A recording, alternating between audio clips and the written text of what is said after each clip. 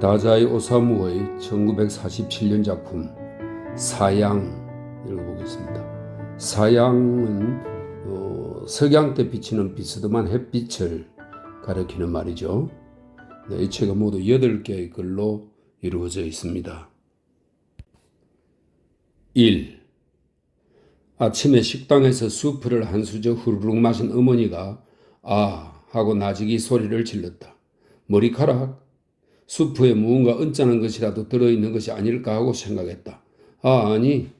어머니는 아무 일도 없었던 것처럼 또 한 수저 수프를 훌렁 입에 들어 흘려넣고 새침하게 얼굴을 옆으로 돌려 부엌 창 너머에 활짝 핀 산 벚꽃에 시선을 보내고는 그냥 얼굴을 옆으로 돌린 채로 또 한 수저 훌렁 수프를 자그마한 입술 사이로 흘려넣었다.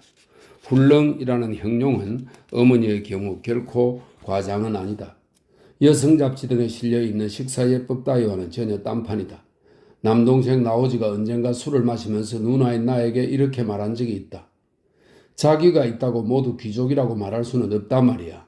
자기가 없어도 천작이라는 것이, 이 천작이라고 하는 것은 하늘이 내린 벼슬이라는 뜻에서 훌륭한 인격과 등망을 갖춘 것을 말합니다. 천작이라는 것을 지니고 있는 훌륭한 귀족이 있는가 하면 우리들처럼 자기는 지니고 있지만 귀족은커녕 천민에 가까운 사람도 있지. 이와지마 같은 것은 학교 친구인 백작 아들의 이름입니다. 이와지마 같은 것은 정말 신주쿠의 유곽에서 손님이나 불러들이는 작자보다도 더 야비한 느낌을 주고 있잖아. 요전에도 야나이, 이 야나이도 역시 동생의 학교 친구로 자작의 차남인 그의 이름을 들어서 이야기하는 거랍니다. 야나이의 형 결혼식에 그 자식 턱시도를 다 걸치고 왔잖아. 도대체 턱시도를 걸치고 올 필요가 있느냐 말이야. 그건 또 그렇다고 해도 테이블 스피치를 할 때 그 자식 그릇사옵나이다 라는 괴상한 말투를 쓰는 데는 구역질이 났어. 점잔을 뺀다는 것은 품위가 있고 없고와는 전혀 상관이 없는 천박한 허세야. 고등어 하숙, 이 고등어 하숙은 고급 하숙집을 이야기합니다. 고등어 하숙이라고 쓴 간판이 홍고 근처에 가끔 있었지만 사실 화족 임내하는 따위의 대부분은 고등 거지 어른이라고 했으면 좋을 그런 것이지. 진짜 귀족이란 이와지마처럼 서투른 위세 같은 것을 부리지 않는 거야. 우리 일족 중에서도 진짜 귀족은 그래도 엄마 정도겠지. 엄마는 진짜야. 흉내도 낼 수 없는 데가 있어.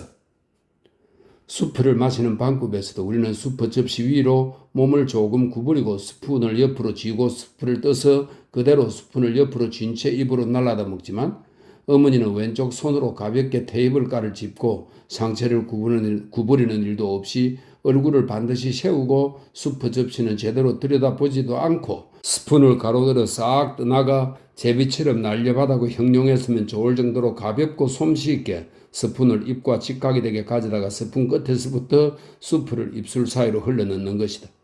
그리고 무심한 표정으로 이쪽 저쪽을 바라보고 딴전도 피우면서 훌렁훌렁 마치 작은 날개처럼 스푼을 다루면서 수프 한 방울 흘리는 일도 없을 뿐만 아니라 마시는 소리도 스푼이 접시에 닿는 소리도 내지 않는 것이다.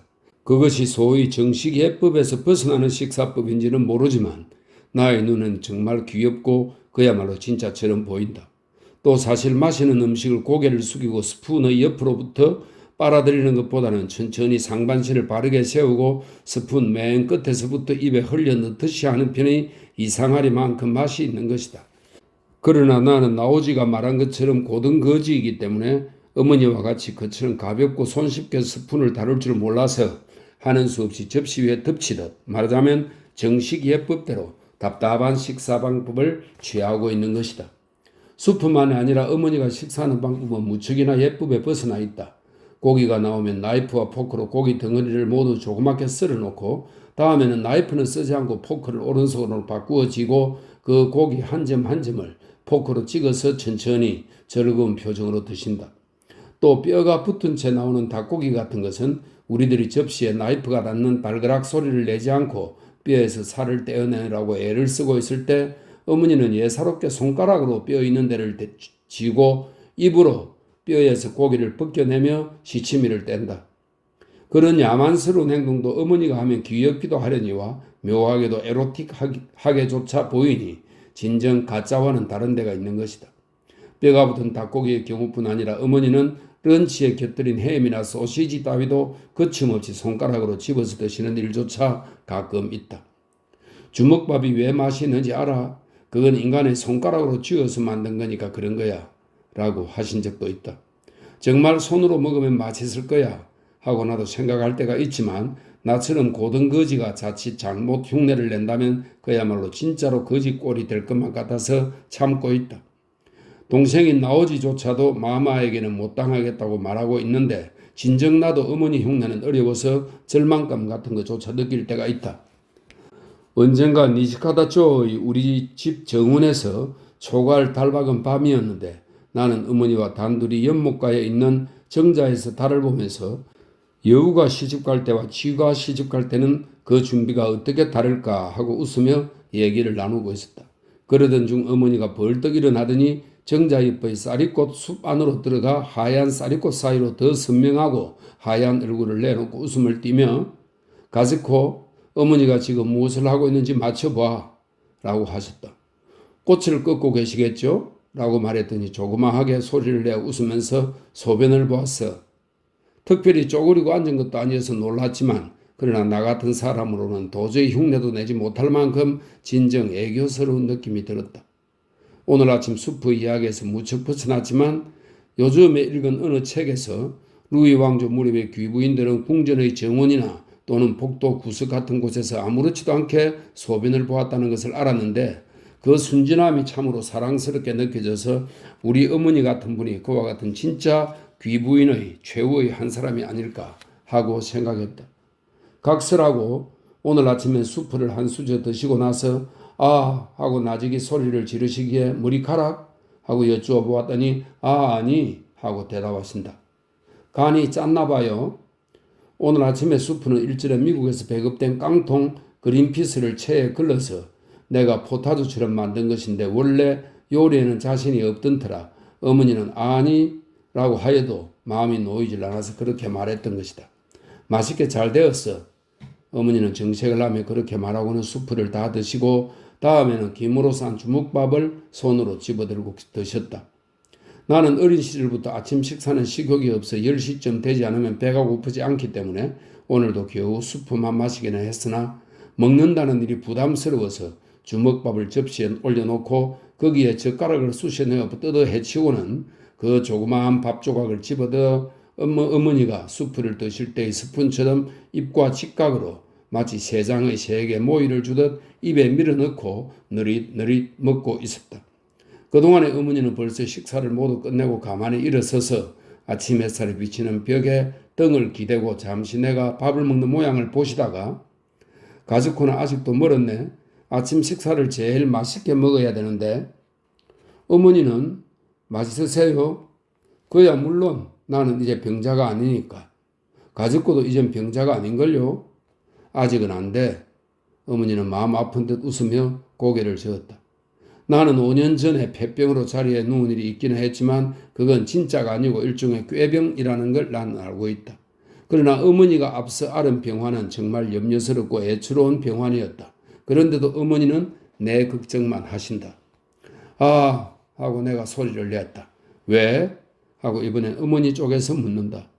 얼굴을 서로 마주보면 무엇인지를 완전히 알았다는 걸 느끼고 후후후 하고 내가 웃으니까 어머니도 방긋 하고 웃는다. 무언지 견딜 수 없이 부끄러운 생각이 엄습했을 때 그 기묘한 아 하고 나직한 소리가 나오는 것이다.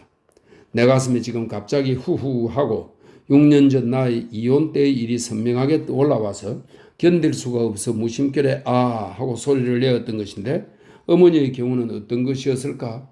설마 어머니에게 나와 같은 부끄러운 과거가 있을 리는 없는데 아니 그렇지 않다면 무엇일까? 어머니도 아까 무언가 생각하신 거였죠? 무슨 일? 잊어버렸어. 저에 관한 일? 아니 나오지의 일? 하고는 고개를 갸우뚱하고 그럴지도 몰라 라고 하셨다. 동생 나오지는 대학 재학 중에 징집되어 남방의 섬으로 갔는데 소식이 끊겨버려 종전이 되었어도 행방불명이다.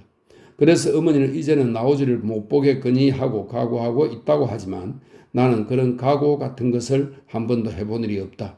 반드시 돌아오리라고 생각하고 있는 것이다.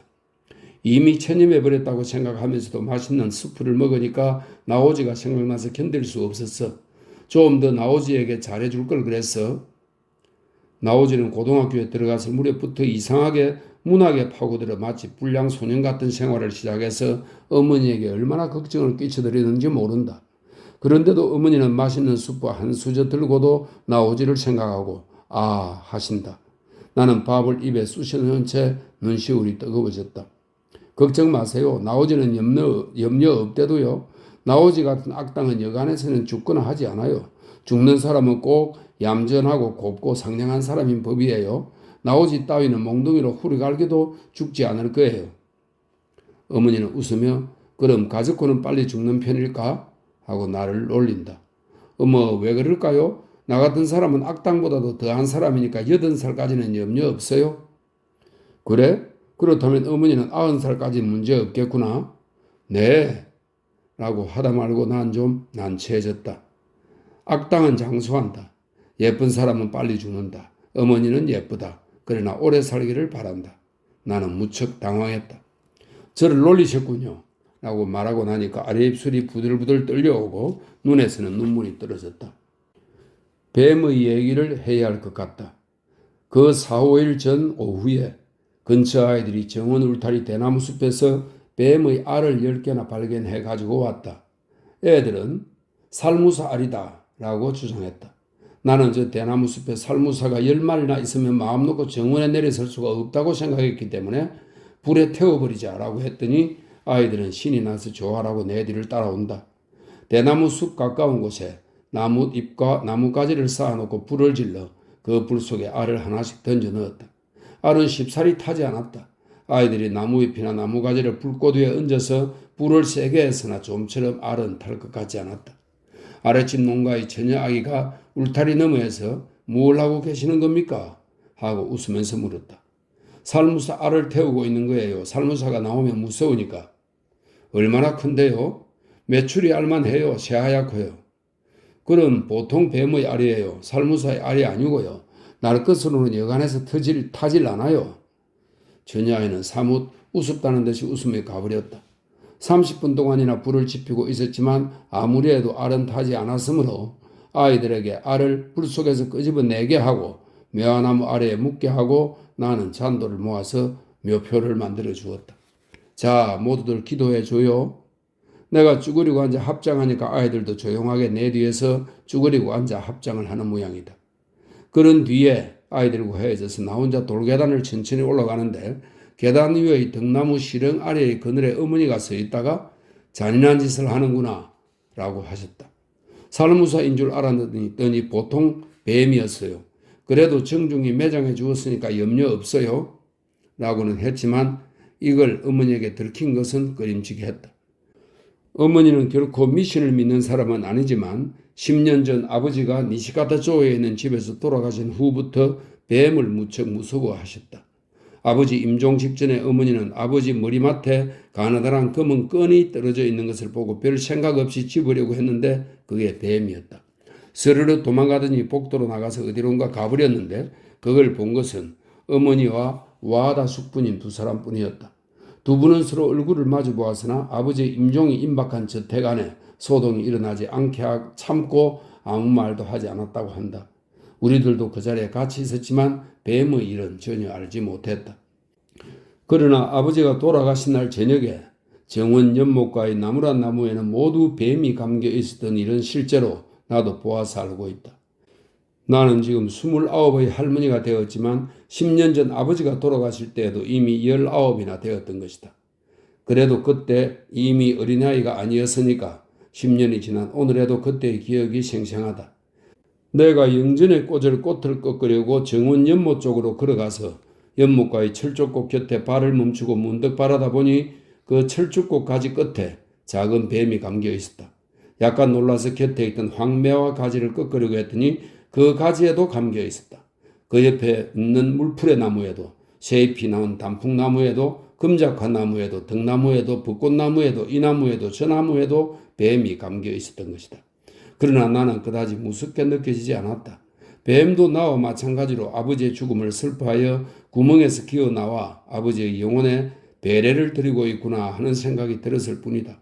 그리고 나는 정훈의 뱀 얘기를 어머니에게 가만히 말했으나 어머니는 침착하게 고개를 기울이고 무엇인가 생각하는 듯 했으나 아무 말도 하지 않았다. 그러나 이 두 개의 뱀 사건이 있은 이후로 어머니가 지독하게 뱀을 싫어하게 된 것만은 사실이다. 뱀을 싫어한다기보다는 뱀을 높은 것으로 숭상하고 두려워하는, 즉 외포의 감정을 가지게 되어버린 것 같다. 뱀의 알을 태우는 것을 어머니에게 들키고 어머니가 틀림없이 무언가 지독한 불길함을 느꼈으리라 생각하니 나도 갑자기 뱀 알을 태운 일이 매우 무서운 일이었다는 기분이 들었다. 그리고 그 일이 어머니에게 혹시나 나쁜 안갚음으로 돌아오게 되지는 않을까 하고 몹시 걱정이 되어서 다음 날도 또 그 다음 날도 잊을 수가 없었다.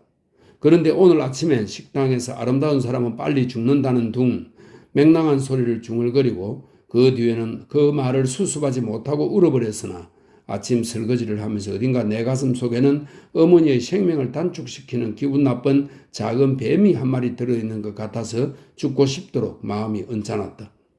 그리고 그날 나는 정원에서 뱀을 보았다. 그날은 매우 날씨가 화창했기 때문에 나는 부엌일을 끝내고 나서 정원 잔디 위에 등의자를 내다 놓고 거기서 뜨개질을 할 양으로 등의자를 들고 정원에 내려서는데 정원 바위 곁에 갈대가 난 곳에 뱀이 있었다. 오, 징그러워. 나는 그냥 그렇게만 생각했을 뿐 그 이상한 생각하지도 않고 등의자를 들고 되돌아와서 마루에 놓고 거기에 앉아서 뜨개질을 하기 시작했다. 오후에 나는 정원 구석에 있는 당집 안에 넣어둔 장서 중에서 롤랑생의 화집을 꺼내 오려고 정원에 내려섰는데 잔디 위를 뱀이 느릿느릿 기어가고 있었다. 아침에 본 뱀과 꼭 같았다. 가늘고 품이 있는 뱀이었다.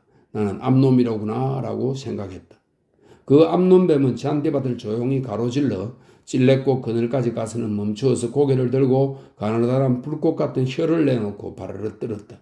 그리고 주위를 바라보는 듯한 자세를 취했는데 잠시 후에는 고개를 떨구고 무척이나 괴로운 듯 몸을 또 사렸다. 나는 그때도 다만 아름다운 뱀이구나 하는 생각이 들었을 뿐이었다. 땅집에 들어가서 화집을 꺼내 들고 돌아오면서 아까 그 뱀이 있던 곳을 살짝 살펴보았으나 뱀은 이미 그곳에 없었다. 다 저녁 때 어머니와 중국식 방에서 차를 마시면서 정원을 바라다 보니 돌계단 셋째 계단에 아침에 보았던 뱀이 또 천천히 나타났다. 어머니도 그걸 발견하고 저 뱀은? 하면서 내 곁으로 다가와 내 손을 잡은 채 멈추었다. 그때 나도 아차 하는 생각이 나서 그 알의 어미? 하고 말해버리고 말았다. 그래요. 어머니의 목소리가 식어 있었다. 우리는 손을 서로 맞잡은 채 숨을 죽이고 그 뱀을 지켜보았다. 돌 위에 근신스러운 듯 웅크리고 있던 뱀은 비틀거리듯 또 움직이기 시작했고 힘없이 돌계단을 가로질러 창포가 심어져 있는 쪽으로 기어갔다. 아침부터 정원을 기어다니고 있었어요. 하고 내가 자그마한 소리로 말했더니 어머니는 한숨을 쉬고 털썩 의자에 앉으며 그럴 테지 알을 찾고 있는 거야 가엾게도 하고 가라앉은 목소리로 말씀하셨다. 나는 하는 수 없이 후후 하고 웃었다. 석양이 어머니 얼굴에 닿아서 어머니의 눈이 파랗게 보일 정도로 빛나 보여서 그 은근하게 노여움을 띤 듯한 얼굴은 달려들고 싶을 만큼 아름다웠다. 그리고 나는 어쩌면 어머니의 얼굴이 아까 그 슬퍼 보이는 듯한 뱀과 어딘가 닮았다고 생각했다.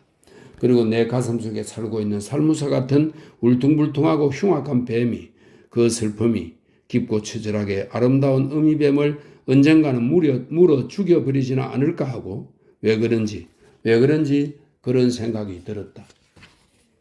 나는 어머니의 부드럽고 화사한 어깨에 손을 얹고 이유 모를 몸부림을 쳤다.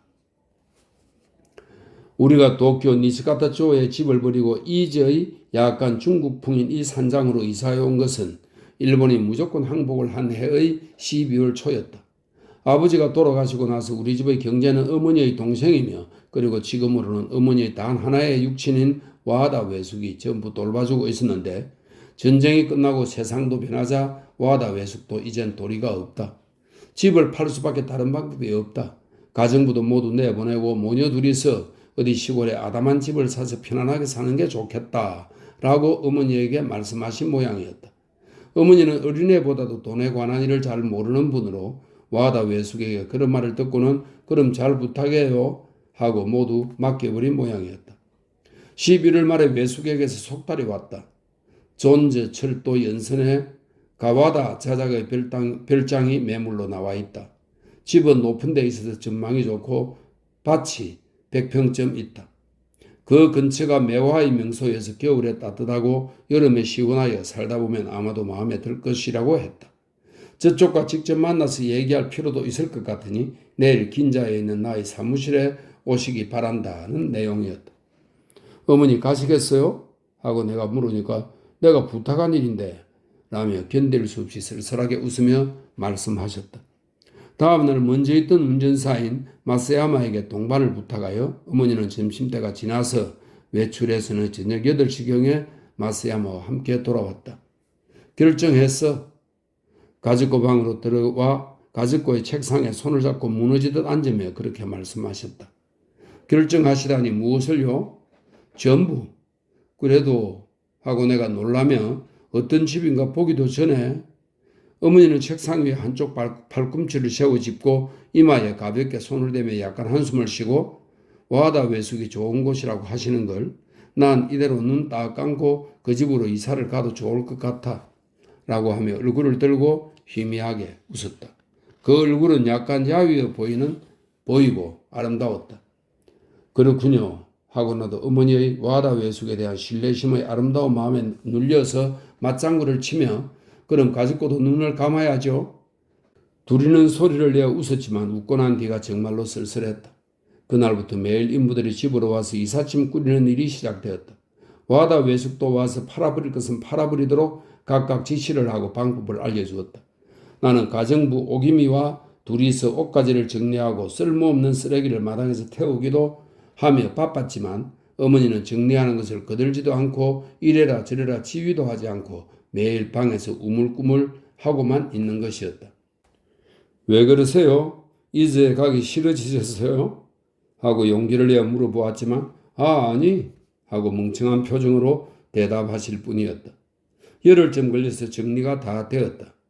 저녁 낮을 오기미와 둘이서 종이 조각이랑 지푸라기 등을 마당에서 불태우고 있는데 어머니가 방에서 나와 마루 끝에 서더니 우리들의 모닥불을 보고 있었다.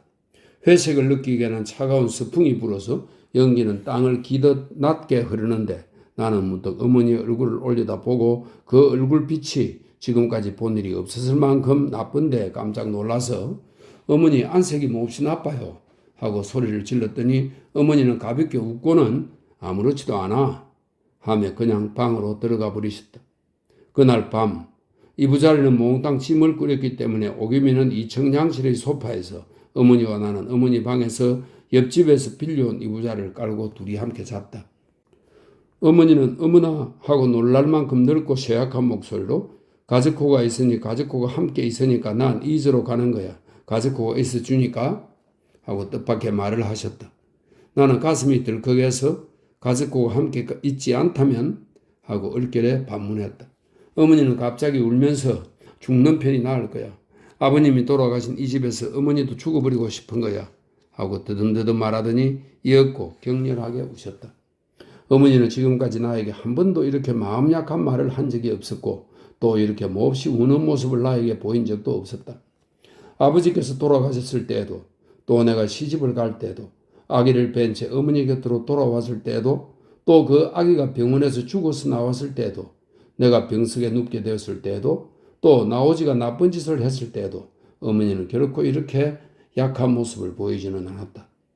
아버지가 돌아가시고 나서 10년간 어머니는 아버지가 살아가셨을 때와 조금도 다름없는 태평스럽고 상냥한 어머니였다. 그리고 우리들도 아무런 구애를 받지 않고 어리광 속에서 자라왔다. 그러나 어머니에게는 이제 돈이 없어져 버렸다. 우리 모두를 위해서 나오지와 나를 위해서 조금도 아낌없이 다 써버린 것이다. 그리고 이제는 오랜 세월 살아온 이 집에서 나가서 이저의 조그마한 산장에서 나와 단둘이 쓸쓸한 생활을 시작해야 하는 것이다. 만일 어머니가 심술궂고 인색에서 우리를 나무라고 그리고 남몰래 자기만의 돈을 늘리려고 궁리를 하는 그런 분이었더라면 아무리 세상이 변하더라도 이토록 죽고 싶을 만큼 그런 기분이 되지는 않았을 것이다. 아, 돈이 없어진다는 것은 어쩌면 이렇게 무섭고 비참하고 구원 없는 지옥일까 하고 난생 처음으로 깨닫자 가슴이 메어지고 너무도 고통스러워 울려야 울지도 못했다. 인생의 엄숙함이란 이런 때의 느낌을 말하는 것일까? 몸 한 번 까딱 못할 기분으로 반드시 누운 채 나는 돌같이 굳어져 있었다. 다음 날 역시 어머니는 안색이 나빴고 무엇인가 꾸물대며 조금이라도 이 집에 오래 있고 싶은 모양이었으나 와다 외숙이와 짐은 거의 다 붙여버렸으니 오늘 2주로 출발하라고 했기 때문에 어머니는 내키지 않는 듯 했지만 그런대로 코트를 입고 작별 인사를 하는 오기미와 추리받은 사람들에게 말없이 답례를 하고 외숙과 함께 셋이서 니키가다조의 집을 나섰다. 기차는 비교적 비어 있어서 세 사람이 다 자리에 앉을 수 있었다. 기차 안에서 외숙은 매우 기분이 좋아서 콧노래를 부르기도 했지만 어머니는 안색이 나쁜 채 고개를 떨구고 있었는데 무척 추워하는 것 같았다. 미시마에서 준저 철도로 갈아타고 이저 나고오카에서 하차하여 또 버스를 타고 15분가량에서 내린 뒤 산을 향해 그다지 가파르지 않은 고개를 걸어가면 조그마한 부락이 있고 그 부락 변두리에 중국 품의 조그만 멋을 부린 산장이 있었다. 어머니, 생각보다는 좋은 곳이네요. 나는 숨을 헐떡이며 말했다. 그렇군. 하고 어머니도 산장 현관 앞에 서서 순간 기쁜 표정을 지었다. 첫째, 공기가 좋아. 맑은 공기죠. 다음에 외숙이 자랑했다. 정말? 하고 어머니는 미소를 짓고 맛이 있어요. 여기 공기는 맛이 있군요. 라고 하셨다. 그리고 셋이는 웃었다. 현관에 들어가 보니 벌써 도쿄에서 짐이 도착해서 현관에서 방까지 짐으로 가득 차 있었다. 다음은 방에서 보는 전망이 좋아. 외숙은 들떠서 우리를 방으로 데리고 가서 앉도록 하였다. 오후 3시쯤이어서 겨울 햇빛이 정원의 잔디 위에 부드러운 빛을 들이우고 있었다. 잔디에서 돌계단을 내려가면 바로 조그마한 연못이 있고 매화나무가 많은데 정원 아래로는 귤밭이 펼쳐져 있으며 그 근처에 마을 길이 나 있고 그 건너편은 논이고 그 훨씬 저쪽엔 소나무 숲이 있고 그 소나무 사이로 바다가 보인다. 바다는 이렇게 안방에 앉아 있으면 마치 나의 유방 끝에 수평선이 와 닿는 것과 같은 정도의 높이로 보였다. 부드러운 경치군 하고 어머니는 근심스러운 빛으로 말씀하셨다. 공기 때문인지 모르겠어요. 태양광선이 도쿄와는 딴판인데요. 광선을 비단체에 치인 것 같아요. 하고 나는 들떠서 말했다. 다다미 10장 방과 6장 방, 그리고 중국식 응접실, 현관이 석장, 거기다 욕실과 욕실에 부속되어 있는 석장방이 하나 있고 식당과 부엌, 2층에는 커다란 침대가 있는 손님용 양실이 한 칸, 그것뿐인 구조이지만 우리 둘, 아니 나오지가 돌아와 셋이 되더라도 그다지 옹색하지는 않다고 생각했다. 외숙은 이 부락에 단 하나 있다는 여관으로 식사를 주문하러 내려가고 잠시 후 배달된 도시락을 안방에 피워놓고 가지고 온 위스키를 마시며 이 산장의 옛 주인이었던 가와다 자작과 중국에 갔을 때의 실패담 등을 얘기하며 명랑하기 거지없었으나 어머니는 도시락에도 약간 젓가락을 대었을 뿐 잠시 후 주위가 어두워질 무렵에 좀 눕게 해줘 라고 작은 목소리로 말씀하셨다. 짐을 풀어 이불을 꺼내어 눕게 해드리고 나서도 왠지 걱정이 되어 짐 속에서 체온기를 꺼내 열을 재어보니 39도였다. 외숙도 놀라신 모양으로 아랫마을까지 의사를 찾으러 나가셨다. 어머니 하고 불러봐도 그냥 잠에 빠지는 듯이 정신이 없으셨다. 나는 어머니의 자그마한 손을 꼭 쥐고 훌쩍거렸다. 어머니가 불쌍해서 아니 우리 둘이 불쌍해서 아무리 울어도 그치지 않았다. 울면서 정말 이대로 어머니와 함께 죽고 싶다고 생각했다. 이제 우리에게는 아무것도 필요 없다. 우리의 인생은 니시가다조의 집을 나섰을 때 이미 끝난 것이라고 생각했다. 2시간쯤 지나서 외숙이 마을의 의사선생님을 데리고 왔다. 마을의 의사선생님은 연세가 많은 듯 센다이 히라의 하카마를 입고 흰 다비를 신고 있었다. 진찰을 끝내고 폐렴이 되실지도 모릅니다만 폐렴에 걸리셔도 걱정은 없습니다. 라고 어딘지 허전한 말을 하고 주사를 놓고 돌아갔다. 다음 날이 되어도 어머니의 열은 내리지 않았다. 와다 외숙은 나에게 2,000엔을 주면서 만일 입원이라도 하게 되거든 도쿄로 전보를 치라고 당부해놓고 일단 그날 귀경하셨다. 나는 짐 속에서 최소한 필요한 취사도구를 꺼내 죽을 끓여서 어머니께 드렸다. 어머니는 누운 채로 3숟가락을 받아 드시고는 고개를 저으셨다. 점심때가 조금이나 아랫마을 의사선생님이 다시 왔다. 이번에는 핫가마는 입지 않았지만 흰 다비는 여전히 신고 있었다. 이분 하시는 게 하고 내가 말씀드리니까 아니 그럴 필요는 없을 겁니다. 오늘은 좀 더 강력한 주사를 놓아드릴 테니까 그러면 아마 열은 내릴 겁니다. 여전히 허전한 대답을 하고 소위 강력한 주사를 놓고 돌아갔다. 그러나 그 강력한 주사가 효과를 냈는지 그날 오후에 어머니의 얼굴이 붉어지고 땀이 흠뻑 났다. 잠옷을 갈아입으면서 어머니는 명의인지도 모르겠다고 하셨다. 열은 37도로 내려가 있었다. 나는 어찌나 좋은지 이 마을에 단 하나 있는 여관으로 달려가 계란 10개를 사서 그것으로 반숙을 만들어 드렸다. 어머니는 반숙 3개와 죽을 반 공기 정도 드셨다. 다음날 마을의 명의가 또 흰 다비를 신고 왔다. 내가 어제 강력한 주사에 대한 고맙다는 인사를 하니까 효과가 있는 게 당연하다는 표정으로 깊숙이 고개를 끄덕이고 정중하게 진찰을 한 다음 나를 보며 큰마님께서는 이제 병화는 없으십니다. 그래서 무엇을 잡수시거나 무엇을 하시거나 해도 좋습니다. 역시 묘한 말투로 말하여 나는 웃음이 터져나오는 걸 겨우 참느라고 힘이 들었다. 의사 선생님을 현관까지 전송하고 안방에 돌아와 보니 어머니는 자리에 앉아 정말 명이야. 난 이제 아프지 않아. 하고 무척 즐거운 표정으로 꿈결같이 혼잣말을 하셨다. 어머니 장지문을 열까요? 눈이 오고 있어요. 꽃잎 같은 한방눈이 팔랑팔랑 내리기 시작하고 있었다. 나는 장지문을 열고 어머니와 나란히 앉아 유리창 너머로 이저의 눈을 구경했다. 이젠 병이 나았다. 고 어머니는 또 혼잣말처럼 말씀하셨다. 이렇게 앉아 있으려니까 앞서 이런 꿈 같았다는 생각이 들어. 나는 정말 이사하려는 찰나 이즈에 오는 게 그렇게 싫을 수가 없었어. 먼저 우리 집에 하루라도 반나절이라도 더 오래 있고 싶어서 기차를 탔을 땐 반은 죽은 기분이었고 여기 와서도 처음엔 잠깐 기쁘게 느껴졌지만 어두컴컴해지기 시작하면서 참을 수 없이 도쿄가 그리워지고 가슴이 죄어들어 타는 것 같아 정신이 아물아물해 버린 거야. 보통 병이 아니야. 하나님이 한 번 날 죽이시고 나서 어제와는 다른 나를 만들어서 소생시키신 거야. 그로부터 오늘까지 우리 두 사람의 산장 생활은 그다지 큰 사고 없이 안온하게 이어져 온 것이다. 마을 사람들도 우리에게 친절했다. 여기 이사 온 것이 작년 12월, 그로부터 1월, 2월, 3월, 4월인 오늘까지 우리는 식사를 준비하는 시간 외에는 대개 마루에서 뜨개질을 하거나 중국풍의 응접실에서 책을 읽거나 차를 마시거나 거의 세속과는 격리된 생활을 해왔던 것이다. 이울에는 매화가 피고 이부락 전체가 매화꽃으로 묻혔다. 3월이 되어서도 바람이 없는 날이 많아서 만개된 매화꽃은 조금도 시들지 않고 3월 말경까지 아름답게 계속되었다. 아침에도 한낮에도 저녁에도 매화꽃은 한숨을 자아낼 만큼 아름다웠다.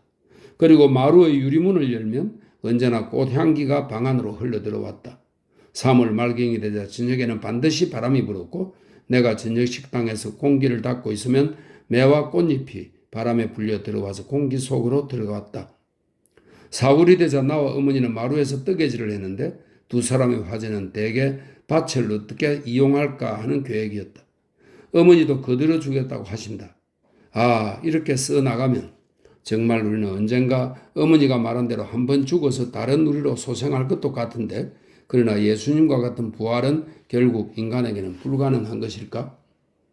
어머니는 그렇게 말씀하셨지만 그래도 역시 수프 한 수절을 들으면서도 나오지를 생각하고 아 하고 소리를 지른다. 그리고 나의 과거의 상흔도 실은 조금도 치유된 것이 아니었다. 아, 무엇 하나도 감추지 말고 분명히 쓰고 싶다. 이 산장의 안정은 전부 허위이고 거칠에 불과하다고 나는 마음의 은밀한 곳에서 생각한다. 이것이 우리 모녀가 하나님께로부터 얻은 짧은 휴식 기간이라 하더라도 이제 이미 이 평화에는 불길한 그림자가 다가오고 있는 것 같은 생각이 들어 어쩔 도리가 없었다. 어머니는 행복을 가장하면서 하루하루 쇠약해지고 그리고 내 가슴에는 살무사가 기생하고 있어 어머니를 희생시키면서까지 살찌고 내가 눌러도 살찌고 아 이것이 다만 계절적인 탓이었으면 좋겠다. 나는 요즘 이런 생활이 견딜 수 없을 때가 있다. 뱀의 알을 불에 태우는 그런 교양 없는 짓을 한 것도 그러한 나의 초조함의 표현의 하나였음에 틀림없다. 그리고 다만 어머니의 슬픔을 더욱 길게 해드리고 쇠약하게 만들 뿐이다. 사랑이라고 쓰고 나니 그 뒤를 이어 쓸 수가 없다.